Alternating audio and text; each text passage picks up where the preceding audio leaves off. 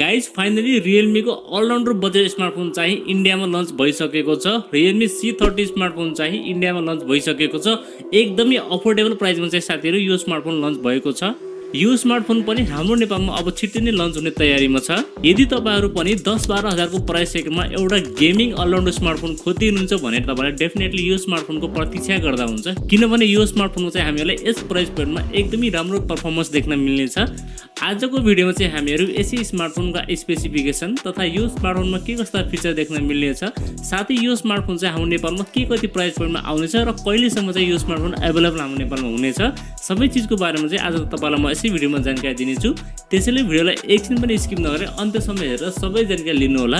यदि त्यो भन्दा पहिला साथीहरु यदि कन्टेन्ट राम्रो लाग्छ भने चाहिँ च्यानललाई सब्स्क्राइब गरिदिनु होला र साथमा रहेको बेल नोटिफिकेसन प्रेस गरी नोटिफिकेसन अल गरिदिनु होला ताकि यस्तै भिडियोहरु तपाईहरुलाई प्राप्त हुनेछ। भिडियो मन परेमा लाइक गर्न नभुल्नु होला। अब तपाईको टाइम वेस्ट नगरी लागौं भिडियोतर्फ। सबैभन्दा पहिला साथीहरु हामी यो स्मार्टफोनका बिल्ड क्वालिटी अनि डिजाइनको बारेमा कुरा गर्नेछौं।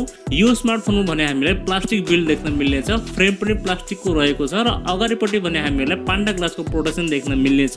त्यसैगरी डिजाइनको बारेमा चाहिँ कुरा गर्नुपर्दा पछाडिपट्टि टप लेफ्ट साइडमा हामीलाई एउटा सिंगल क्यामेरा देख्न मिल्नेछ, साथमा हामीलाई एउटा एलईडी फ्ल्याश पनि दिएको छ र तलपट्टि चाहिँ हामीलाई Realme को ब्रान्डिङ देख्न मिल्नेछ र फ्रन्टमा चाहिँ हामीलाई वाटर ड्रप नचको डिस्प्ले देख्न मिल्नेछ।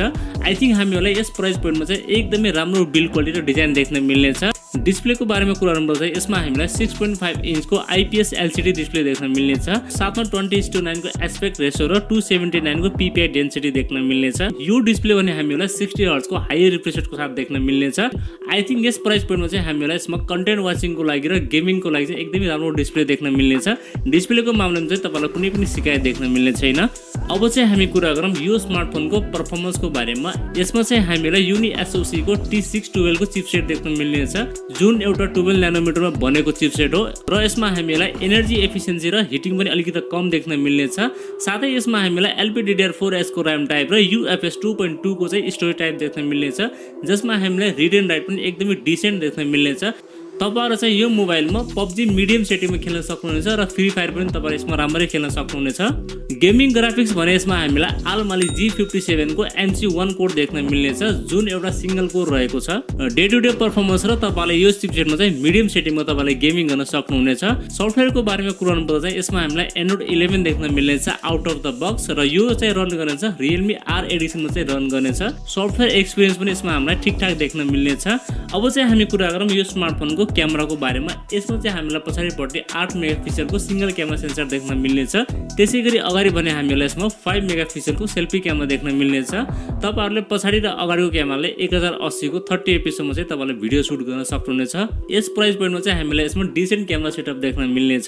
ब्याट्री चाहिँ यसमा हामीलाई 5000 mAh को ब्याट्री देख्न मिल्नेछ अनि त्यसैगरी चार्जर चाहिँ हामीलाई यसमा 10 वाट को बक्समा हामीलाई पाउने छौं। सेन्सरहरुको बारेमा कुरा गर्नुपर्दा चाहिँ यसमा तपाईहरुलाई फेस अनलक देख्न मिल्नेछ, 3.5mm ज्याक पनि यसमा रहेको छ र चार्ज गर्नको लागि माइक्रो यूएसबी पोर्ट देख्न मिल्नेछ। त्यसैगरी तपाईलाई यसमा चाहिँ एउटा सिंगल स्पिकर देख्न मिल्नेछ।